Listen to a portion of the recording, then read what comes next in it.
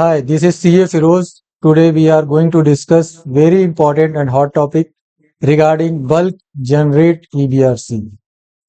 सभी एक्सपोर्टर भाइयों के लिए एक ये खुशखबरी है कि अब DGFT पोर्टल ने हमें बल्क जनरेट EBRC का ऑप्शन दे दिया है।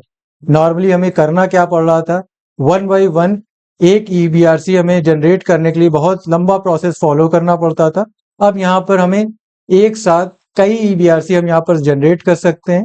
उसका प्रोसेस हम गोइंग थ्रू करने जा रहे हैं।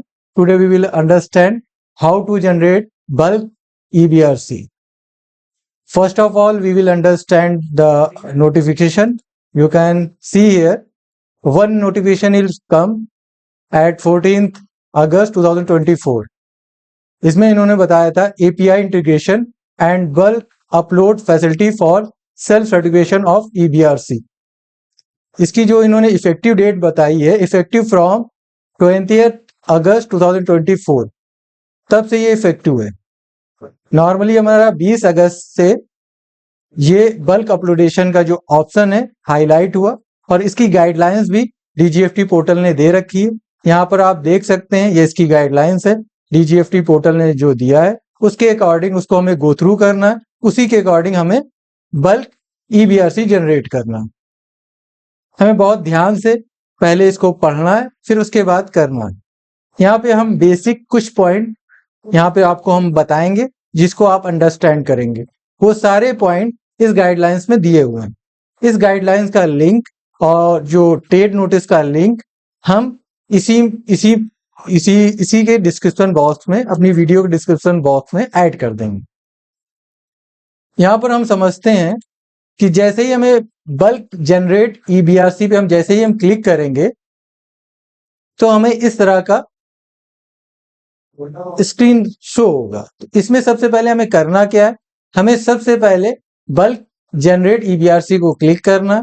कि यहाँ पे गुड्स है कि सर्विस है, गुड्स है, यहाँ पे सेलेक्ट करना है और फिर हमें एक एक्सेल फाइल यहाँ पर अपलोड करनी है। उस एक्सेल फाइल का यहाँ पे फॉर्मेट इन्होंने दे रखा है, इसको यहाँ से हम डाउनलोड करके आपको इसी एक्सेल फाइल के बारे में डिटेल में आज हम समझाएंगे। जैसे मैंने ये डाउनलोड कर रखी है, ये DGFT की EBRC बल्क जनरेशन की फाइल है। इसको 1 बाय 1 हम समझेंगे, बहुत ध्यान से समझेंगे, क्योंकि अगर यहाँ पे हमने कोई मिस्टेक करी तो वहां पर हमारे पास एरर मैसेज आ जाएगा और सारे EBRC अपलोड नहीं होगी। जब इंफॉर्मेशन प्रॉपर अपलोड नहीं होगी तो हमारे पास एरर मैसेज आएगा। तो यहाँ सबसे पहले हम समझेंगे IEC ब्रांच सीरियल नंबर। यहाँ पर हमें ब्रांच सीरियल नंबर देना है। वो कौन सा ब्रांच सीरियल नंबर देना है, आपको कोई भी डाउट नहीं होना चाहिए। यहाँ पर आपको बैंक का ब्रांच कोड नहीं देना है, बहुत ध्यान से सुनना है आपको। यहाँ पर बैंक का ब्रांच कोड नहीं देना है। यहाँ पर जो आपकी IEC यानी इंपोर्ट एक्सपोर्ट कोड, जो उस एक्सपोर्ट लाइसेंस में जो ब्रांच नंबर होता है, नॉर्मली होता है क्या, अगर आपकी एक ब्रांच है तो 01, अगर 2 ब्रांच है 02 होता है। यानी आपकी जो ब्रांच नंबर है वो कौन डिफाइन करेगा, IEC आपकी है, उसके अकॉर्डिंग हमें यहाँ ब्रांच कोड डालना है। ध्यान रखिए, यहाँ पर बैंक का ब्रांच कोड नहीं डालना है। सेकेंड स्टेप में हम समझेंगे यहाँ पर क्या है, IFSC कोड। ये बैंक का IFSC कोड है, वो यहाँ पे डालेंगे। थर्ड स्टेप में AD कोड, यहाँ पे जो आपका AD कोड नंबर होता है, नॉर्मली AD कोड जो नंबर दिया जाता है वो 14 डिजिट का होता है। उसमें हमें देना क्या है, फर्स्ट 7 डिजिट यहाँ पे इंफॉर्म करने हैं, फर्स्ट 7 डिजिट। इसके बाद हम समझते हैं IRM नंबर। आपका जो IRM नंबर है ये कैसे मिलेगा आपको, ये IRM नंबर जैसे हमने प्रीवियस वीडियो में आपको दिखाया था, कैसे हम IRM यूटिलाइजेशन रिपोर्ट से जो मंथली रिपोर्ट आती है एक्सेल की, उसके अकॉर्डिंग वहां से इंफॉर्मेशन ले लेंगे और जितने भी IRM के अगेंस्ट में आपको EBRC जनरेट करनी, वो सारे IRM यहाँ पर हमें नोट डाउन करने हैं। फिर उसके बाद IRM की जो डेट है वो यहाँ पे मेंशन करनी है, IRM की जो करेंसी है वो यहाँ पे मेंशन करनी है। इसके बाद हम बात करते हैं पर्पस कोड की। नॉर्मली जो पर्पस कोड होता है, जो हमारे भाई गुड्स का एक्सपोर्ट करते हैं, उसका पर्पस कोड नॉर्मली 2 होते हैं, 102 और 103। 103 में क्या होता है, एडवांस पेमेंट जब आप रिसीव करते हैं तो उस कोड को क्या कहते हैं, P0103। अब जब शिपमेंट आपका कंप्लीट होता है, जब पैसा आता है, तो उसको क्या बोलते हैं, P0102। ये क्या होता है, ये आरबीआई का कोड है। यानी आरबीआई इससे आइडेंटिफाई करता है कि जो आपका फॉरेन रिमिटेंस आया वो किस पर्पज से आया, इस वजह से इसका नाम पर्पस कोड है। जैसे ही आप P0103 डालते हैं, उसका सेंस ये होता है कि ये एडवांस पेमेंट आया, और जैसे ही P0102 कहते हैं तो ये इसका मतलब होता है कि आपका शिपमेंट जा चुका है, उसके अगेंस्ट में पैसा है। इसके बाद आप शिपिंग बिल नंबर यहां पर कोड करेंगे। Shipping bill number normally 7 character का होता है, अगर आपका CSV 5 है तो वो 5 कैरेक्टर का होता है। फिर इसके बाद शिपिंग बिल डेट यहां पर आपको पुट करनी है। इसके बाद पोर्ट कोड देना है। पोर्ट कोड ये तो INN से इंसा 1, जिसको हम लोग बोलते हैं नॉर्मल बोलचाल की भाषा में, ये मुंबई पोर्ट का है। अगर दिल्ली पोर्ट से जाएगा तो इंडेल 4, यानी जो पोर्ट होगा उस पोर्ट का कोड यहाँ पर मेंशन करना है आपको। इसके बाद यहाँ पर बिल नंबर और इनवॉइस नंबर। यहाँ पर कुछ हमारे क्लाइंट है, उनको ये कंफ्यूजन हो जाता है, बिल नंबर का मतलब बैंक का बिल नंबर तो नहीं डालना, लेकिन यहाँ पर बैंक का बिल नंबर बिल्कुल नहीं डालना। यहाँ पर आपका जो इनवॉइस नंबर है, यहाँ पे इनवॉइस नंबर का सेंस एक्सपोर्ट इनवॉइस नंबर से, वो आपको यहाँ पे मेंशन करना। इसके बाद shipping bill currency, shipping bill में आपकी जो करेंसी है वो मेंशन करना है। शिपिंग बिल की जो वैल्यू है वो यहाँ पे कोट करनी। इसके बाद IRM FSCC अमाउंट, IRM की अमाउंट मेंशन करना है, जो हम उससे मैप कर देंगे शिपिंग बिल। मैप का मतलब आपका अगर IRM $200 का है, अगर आप उसको $100 से मैप करना चाह रहे हैं तो यहां पर 100 अमाउंट लिखेंगे। इसके बाद आता है इज वॉस्टो पेमेंट। अगर ये आपका वॉस्टो पेमेंट है, यस करेंगे, अगर वॉस्टो पेमेंट नहीं है तो नो करेंगे। नॉर्मली वॉस्टो पेमेंट दो तरह के होते हैं, एक होता है नॉर्मल वॉस्टो अकाउंट, दूसरा होता है स्पेशल रुपी वॉस्टो अकाउंट। नॉर्मल वॉस्टो अकाउंट ये होता है कि फॉरेन बैंक का इंडियन बैंक में एक अकाउंट होता है, वो इंडियन रुपी में होता है, उसको वॉस्टो अकाउंट कहते हैं।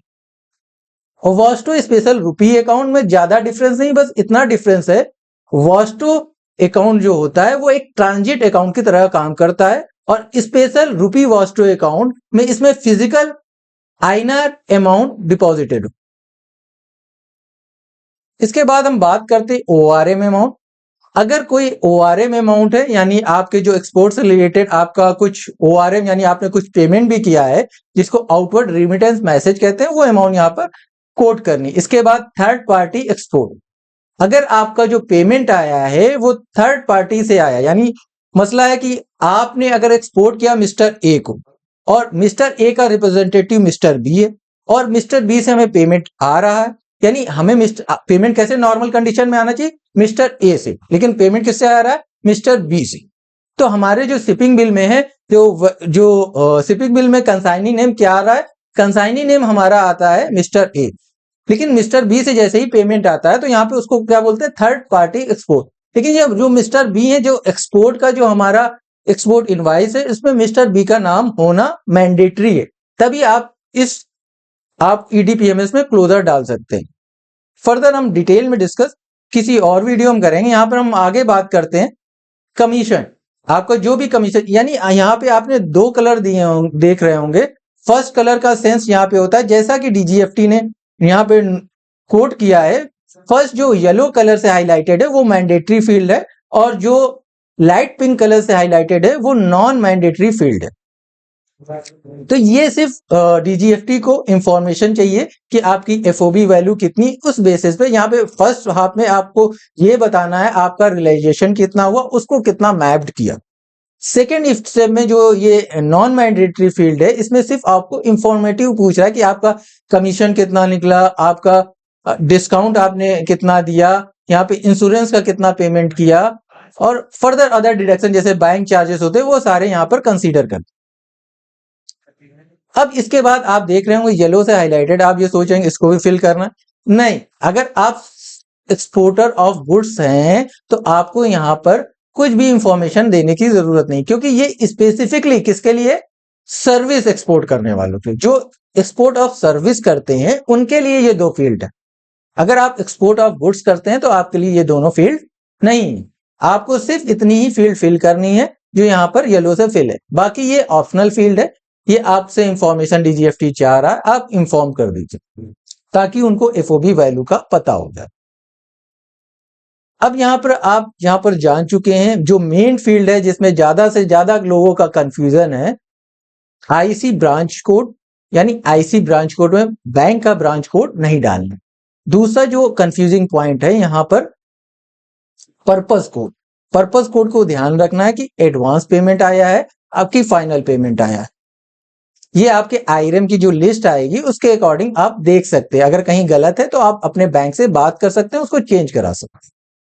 इसके बाद पोर्ट कोड को बहुत ध्यान से फिल करना है।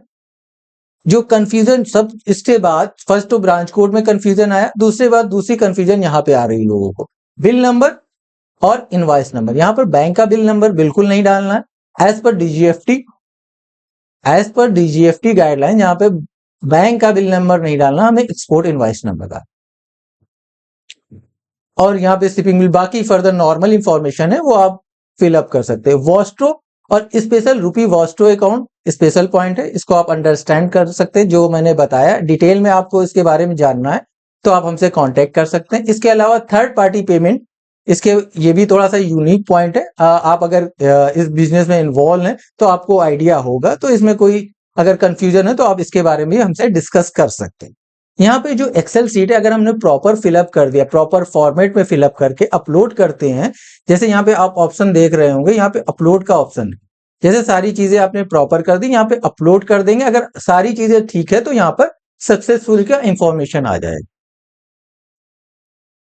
टुडे हम लोग अपने टॉपिक को इतना ही रखते हैं। इन फ्यूचर हम लोग कंसीडर करेंगे डीजीएफटी की guidelines one by one. Bulk generation of EBRC में क्या गाइडलाइंस है वन बाय वन हम लोग रीड आउट करेंगे नेक्स्ट वीडियो में। इसके बाद हम एक वीडियो बनाएंगे जिसमें हम लोग लाइव बल्क ईबीआरसी जनरेशन का कॉन्सेप्ट समझेंगे। Thank you for watching my video. If you like please comment here. Thank you very much.